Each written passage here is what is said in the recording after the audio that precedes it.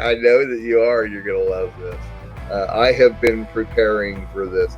So what we're going to do, since Joe is the slacker, only because she's on the bottom tier, I'm going to let Joe tell me when to stop, and I'm going to show you what we're going to do here.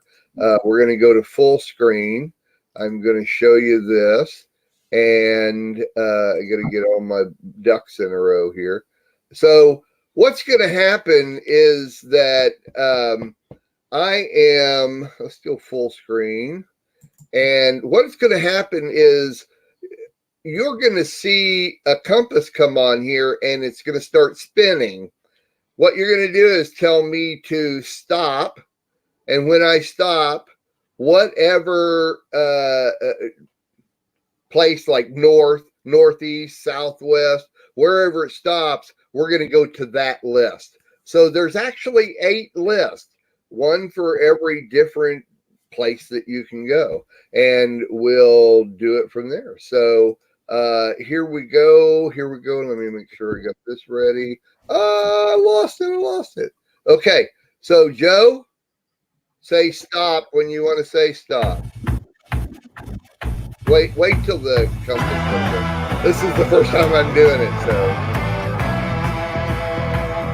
Stop. Southeast. All right. Hey, so, maybe that's our move. What's that? Maybe that's where I'm going to move to. The southeast. Okay, here's southeast, and here's the 4 categories we can talk about. Manly men.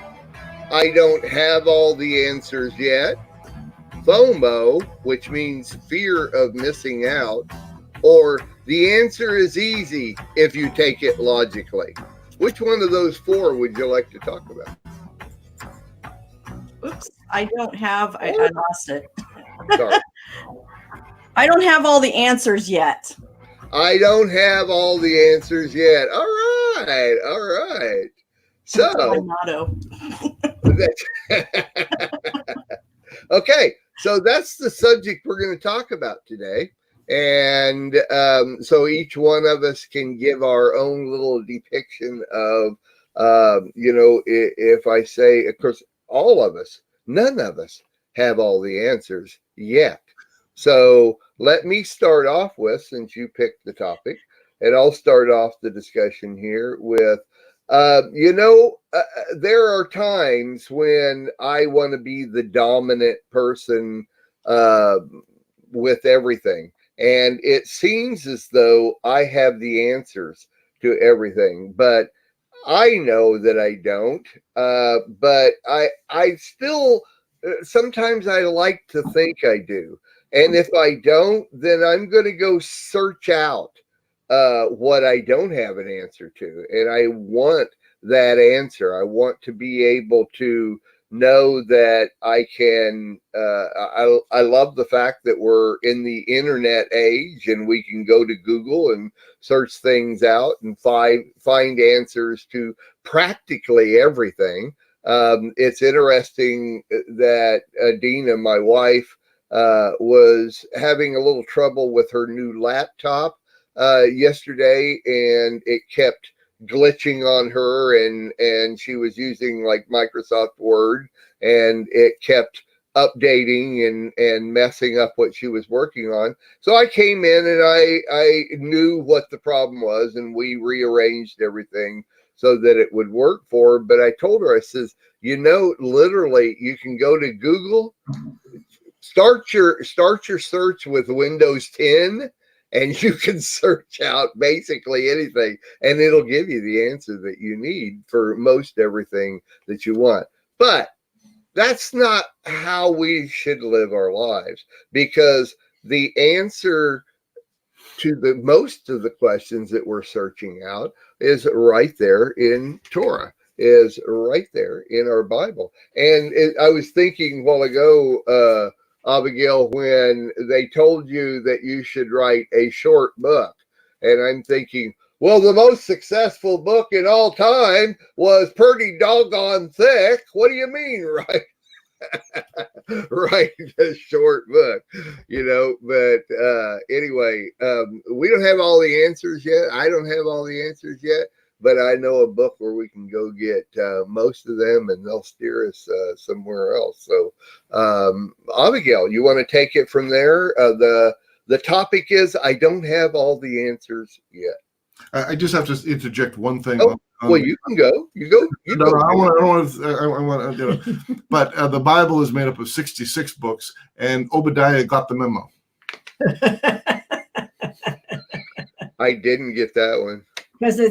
Because Obadiah is one page. Oh, you got the oh, I get it. Oh, that's hello. Yeah, sorry. The only reason you didn't know that is because you don't have all the answers. That's what it is, and you just gave me one. So another thing is, if we don't have all the answers, we can go to each other to find the answer. Exactly. And I think when it came to the, I was not planning on writing a huge book. I wasn't Hawaii. Have you ever seen the book Hawaii? It's like this, and there's another one that's I can hear somebody's mic. It's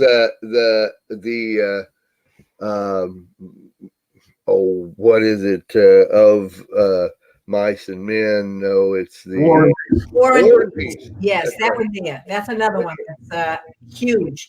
And my sister and my mother used to always have them beside their chair in the living room reading them. But when I went there, that's interesting. You brought up the book.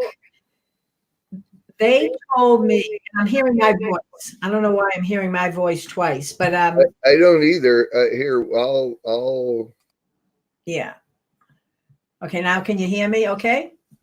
Okay, perfect. And I'm not hearing me. That's great. Okay, so the bottom line is, they said that people, this generation, likes shorter books, short chapters.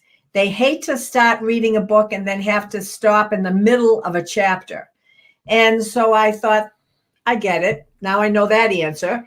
And then they also said people don't like to read the third person, especially when it's about somebody. They want to hear your voice in the book. So I was just trying to do it. It was almost like a protective way of writing it third person, but I'm glad I didn't have all the answers, because when I started writing the book, how therapeutic it was when I started writing it first person in it. But that's another story for another day. But it's interesting about that question, because, that always surfaces when I'm praying for other people. I don't have all the answers concerning the situation of that individual unless I really know them. And even if I really know them, only they know their hearts, really. They know their thoughts, they know their actions. We know people on a pretty surface level. So I always get that first question. I don't have all the answers as to why this individual is in need of prayer, other than we have the diagnosis and the symptoms.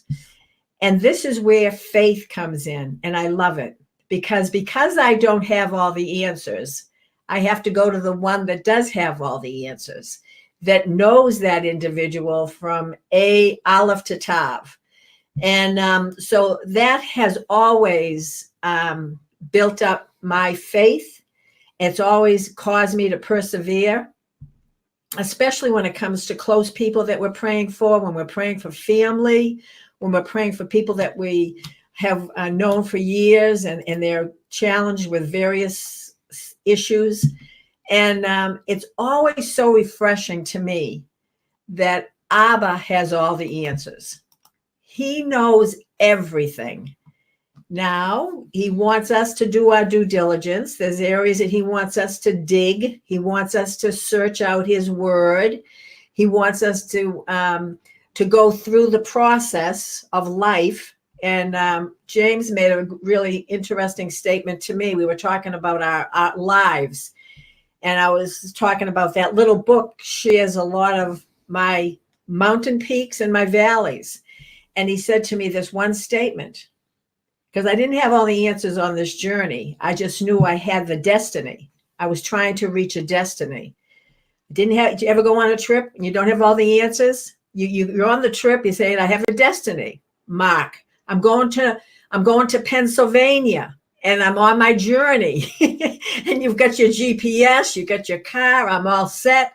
And the GPS takes you down these cow paths, and you're finding yourself in the country. You're like, what? I'm in Pennsylvania, and I know there's that areas of rural, but here I am for miles, and we were right there. And we didn't have all the answers. We had the GPS. That was our means of answers. So I love life, because life always has that element of, you don't know everything. That's right. That's good. That's good. That's perfect. I agree. I agree. It's right on. Yeah. It's good that we don't. James. Oh, I didn't know. Oh, James, talk. How's that? Does that work? James, talk. Okay. I guess I will have to. Although I really don't know how to answer all this, because I really don't have all the answers yet. That's good. So you got to keep on keeping that topic up there, what we're talking about. But it's always good to have someone like Abigail next to you, because she'll have more answers than I do, so that's a good thing. But isn't it kind of fun to kind of walk that way, in a sense, because we don't know it all. Nobody has the corner market on it. That's why I kind of laugh a little bit when I see all these arguments in the Messianic community, and all these people taking their positions, but nobody has the corner of the market on this. The corner of the market on this.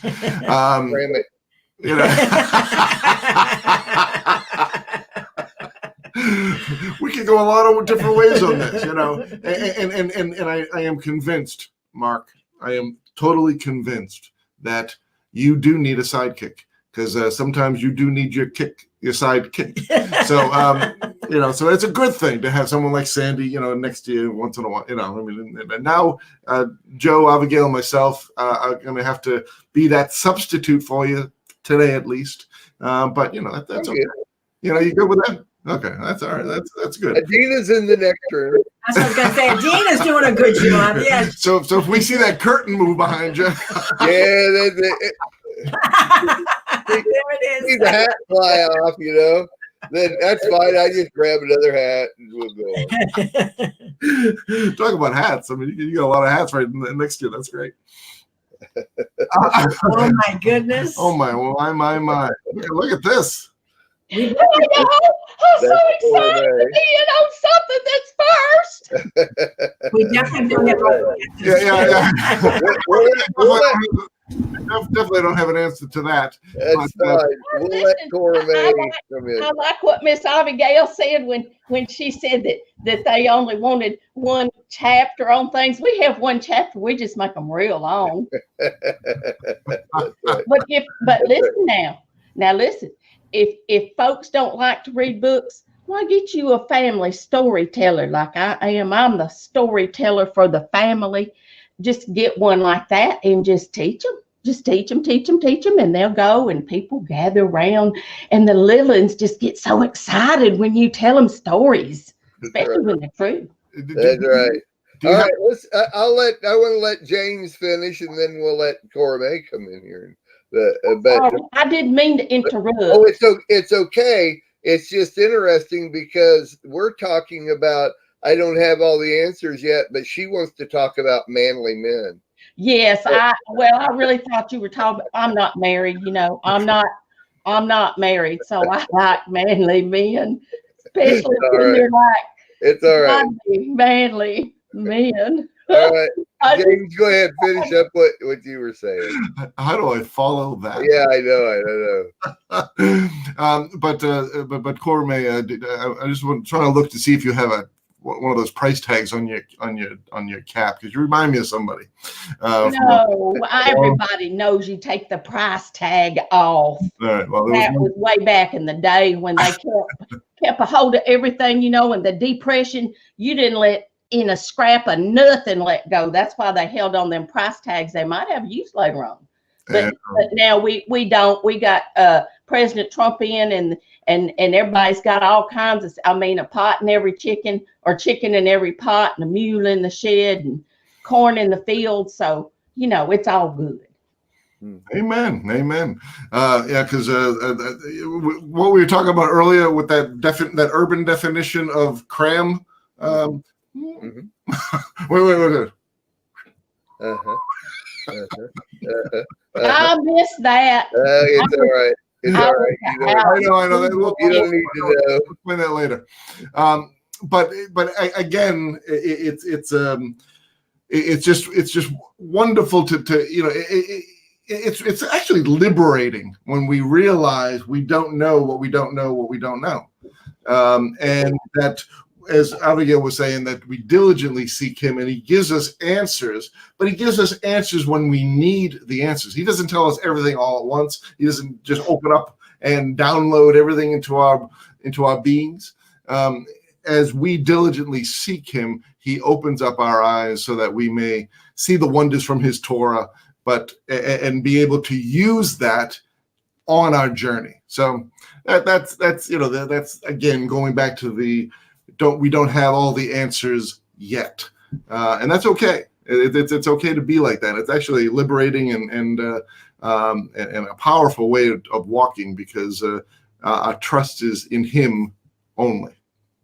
Amen. Very, very good. Joe, what's your I don't know. I don't have an answer. You know, it kind of reminded me of like homeschooling our kids. So many people, when they're, you know, getting ready to homeschool them and everything, they think that they have to cram everything into these kids. They have to know everything by the time they graduate high school. There is no way anyone can know anything, even in the history of this earth. There is no way we can know everything. And there's so many people that say, I know this and I know that, and I'm better than you and you're not. And they think they know everything. Well, I would tell my kids that whenever you see someone that says that they know everything, run the opposite direction. Right. Because they do not know everything, because there's only one person that walked this earth that knows everything, and that was Yeshua. He knew everything, and he is still alive, and he still knows everything.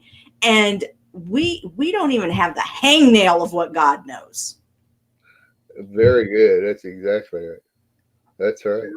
You just Yep. I agree.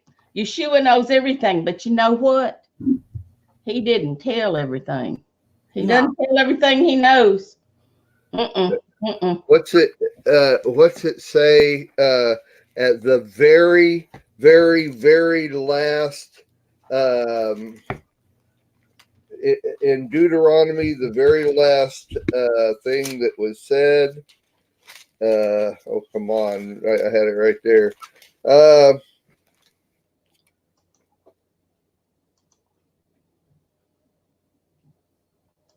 Well, that's about Moshe. What am I thinking? Is it at the end of Revelation that says none of the books, nothing can contain, no books can contain all that Yeshua wrote or something? What was that? It's in John. It's in John. The very last thing in John? At the last chapter, I believe. I knew it was the very last, well, like the very last paragraph in, Brian here in the chat room wanting to do a Bible study, and let's get we're trying to get there. Okay, so let's see. But the very last paragraph in John. But there are also many other things Yeshua did, and if they were all to be recorded, I don't think the whole world could contain the books that would have to be written. kraM, you are 100% on that. But you know, the thing that's interesting about that too is in the scriptures, it doesn't tell about how David was born. It doesn't tell David's childhood. It just tells the significant things that needs to be taught to us about that specific person. Just like Avraham, Isaac, Yaakov. We don't know every single moment of their life. If we did, the book would be so big that it wouldn't even be able to fit on this earth. And Well, the Lord gave us the details that we need. So go ahead, Cormac. Any good storyteller knows they only tell the important parts. That's right. Is that right, Abigail, in your book? That's in my book. Yeah, you've got that right. It's significant parts. And you know, it's interesting because it's interesting you're bringing that up because you know, Adam lived after he was booted out of the garden. He lived a long time. And what's interesting about that, I started thinking about that he spoke to many of the patriarchs. He had, imagine they all sat in the tent and had conversation with one another. I believe he talked to Abraham. I believe Noah may even did Noah have an audience with Adam? This is all again rabbinic teaching. Right. But just think about it, because if they were all in a vicinity, and I know if we all lived in the same neighborhood and there was nothing else going on, I mean, we didn't have any internet, we didn't have anything other than each other, we'd be visiting each other's tents and talking to each other. And some things, there'd be someone there that would say, I'm a scribe and I'm going to start taking down some information. Now that scribe would take down what was pertinent to them. There may be some things that were left out that was spoken. So I just think, you know, when it comes to the word, we do get important aspects in the Bible, without a doubt. But I often think, I'm saying, were there some things that were spoken that weren't written that may have been significant? I mean, I've had some wonderful conversations with every single one of you. We've had very nice conversations, and they haven't been on the air. They've just been with one to one. We don't want everybody to know what we talk about. We're not going to put them all on. But that's my point. That's my exact point. But some of them, even the ones that weren't on the air, I think there was a lot of wisdom in a lot of things that was said. I remember one time, Mark, that we talked at Sukkot, and there was a whole bunch of people gathered around. I'm not even sure whose area that was, but you're the one that rallied everybody together. You started introducing James, all these people.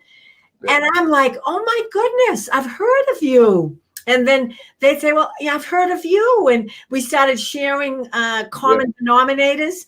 Right. And I'm like, now, if there was ever a scribe that was taking notes in that conversation, there's a lot of wisdom. There's a lot of very common knowledge, but common sense that comes about with just us dialoguing. So they don't have all the answers. They don't either. No, they don't either. Right. But it's still significant. There's a lot of that common sense that happens, like just this kind of a broadcast.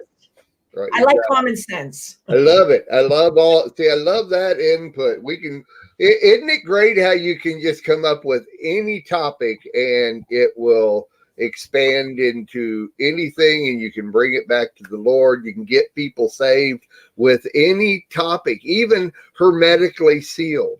You know, you could take the topic of being hermetically sealed and you could go with it. So, but is that a politically correct statement? No, it's not, and it doesn't have to.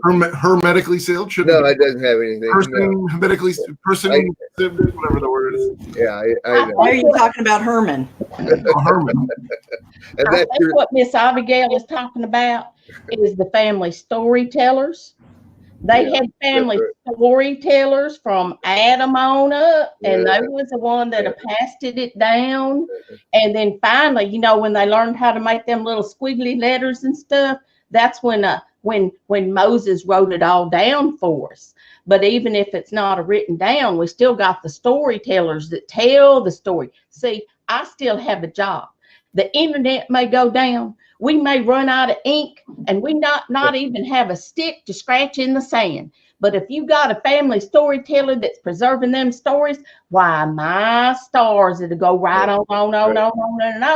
Right. And you know, if you look at the timeline of when them fellers lived way back then, you'll see that that they knew each other. You know, they lived a long time. They lived a long time. Yeah, Adam And lived, they did. according They to lived Brian, a long time. according to Brian, he lived 900 years. And Jacob and Esau, well, they knew Abraham.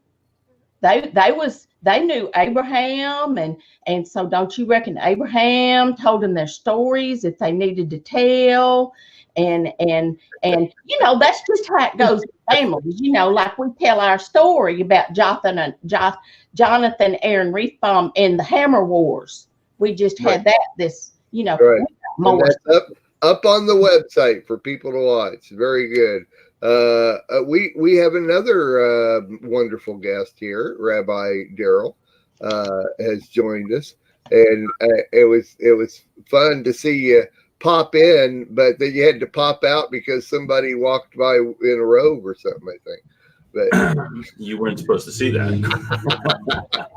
well, it wasn't on air, but I can see the little ones downstairs. The great. That's all right, Rabbi. They wore robes long time ago. Lots of them. Daryl, hey brother, the topic today is I don't have all the answers yet. Now, we have every one of us have given our little spiel on we don't have the answers, but what about I don't have all the answers yet? There is a yet on the end of that statement, and I wondered if anybody would catch that or not, because we've all talked about, you know, not having the answers. The Lord has the answers and that type of thing. Is there a point in time, Rabbi, when we will have all the answers?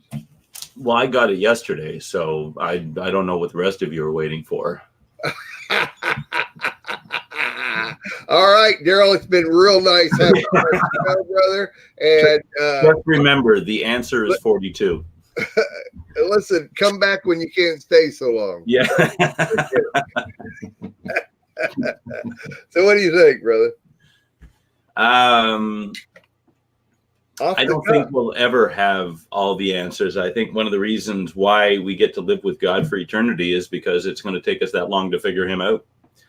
And even though we're going to be in perfection in eternity, we'll have 100% use of our brain, where it's about 10% right now. A lot of people, a lot less than that. But still, we were created as finite beings, as limited beings. And there will always be something new about God that he will reveal to us and we'll have a chance to explore. So that's what's going to keep heaven so interesting. Amen. That is 100% right. I appreciate that. All right. Well, this has been a great discussion, and I love it's my concept, but I love the concept to it, and I hope everybody else likes it too. As every week we'll come up with another subject, and if we get kraM back here sometime, I'm sure. Oh, by the way, let me just show Daryl this real quick because he's going to love this. Daryl, I'm going to show you the list that we were picking from. Okay, there's 4 different topics, and we were picking. I want you to look at the top one on the list. Okay. Okay. That little short one at the top. That's Well, I just let me tell you now. There was 8 separate different lists, so there's no way I could manipulate, you know, what we were going to talk about, and we had to spin the compass to find out, you know, which list we were going to go to. Right. And so there's no way, and it just happened to pop up with Southeast, which the top one was Manly Men. Now, so this is a shameless plug for Daryl's video series on the spirit of Jezebel. I think it was the 3rd one that he taught on, and it's not the title to it, but it is called, I parenthetically call it Manly Men, because he does talk about manly men through the whole teaching. It was about the Ahab spirit. Is it? Yeah. Okay. Right. Well, it is by far one of the best teachings I have ever heard in all my years of serving God. And I highly suggest everybody, men and women, to watch this teaching, especially men. Even if you consider yourself a man of God, this is an amazing teaching, and it can be found. As a matter of fact, let me just, I can do this now. So I'm going to do this. And what we've got is, we've got that up, but I should have had this ready, shouldn't I?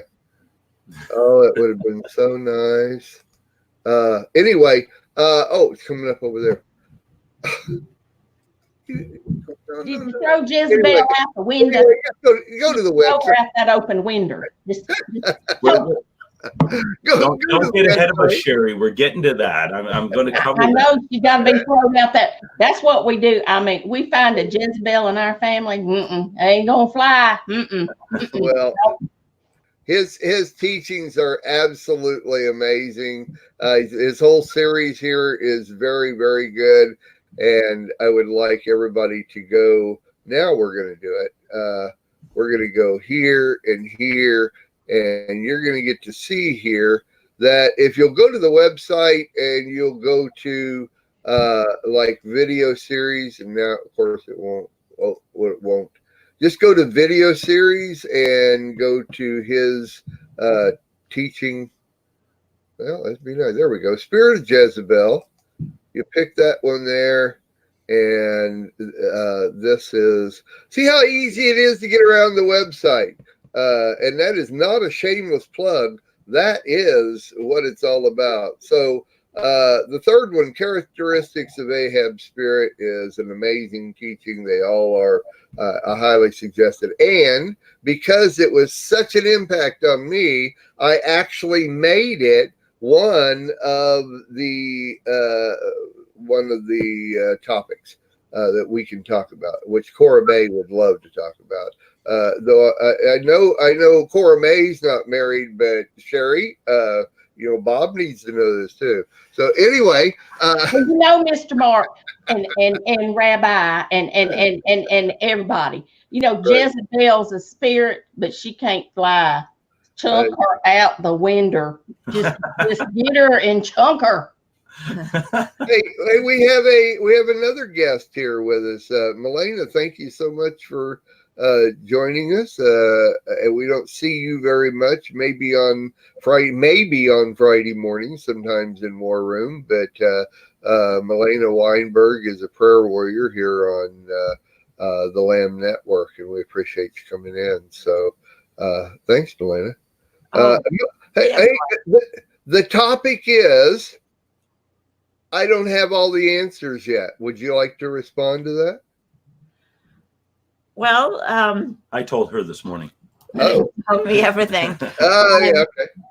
Well, it is funny because the reason I kind of came in late this morning, because I was up last night talking with a bunch of people here in Niagara Falls, and what we realized is that God puts his children together so we can all put the pieces together. We need one another to get a fuller understanding of who he is and what he wants us to do. So no individual can know God fully and all the answers that, about him. But if we come together, we get a fuller picture of him.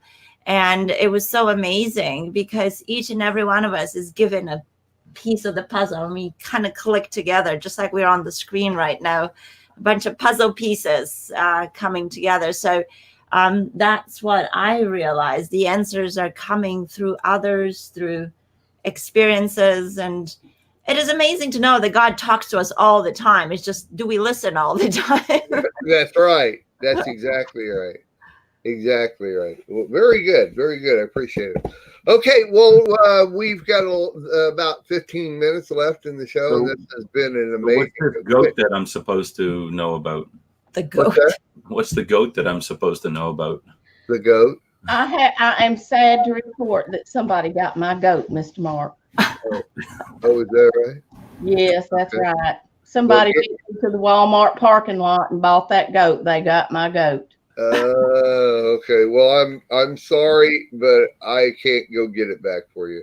I know, but you know what? I would. I just look at it this way. Another one will come along sometime. Yeah, God's that's right. Unless maybe James and Daryl want to join up with me, and we can go see if we can find the person and get the goat get back for her. I don't know. Well, actually, I can help out there because the goat here is in New England, is in Boston. He happens, He happens to have 2 legs, 2 arms, and he throws a pretty mean football. And his name is Tom Brady, and they call him the GOAT. Well, the greatest of all time, right? Now, this is a 4-legged one, and it gives milk. I don't think Tom Brady. He just chunks that ball real good. He's a good chunker. He chunks that ball. Yeah, we're from Boston. There's not too many goats. All right.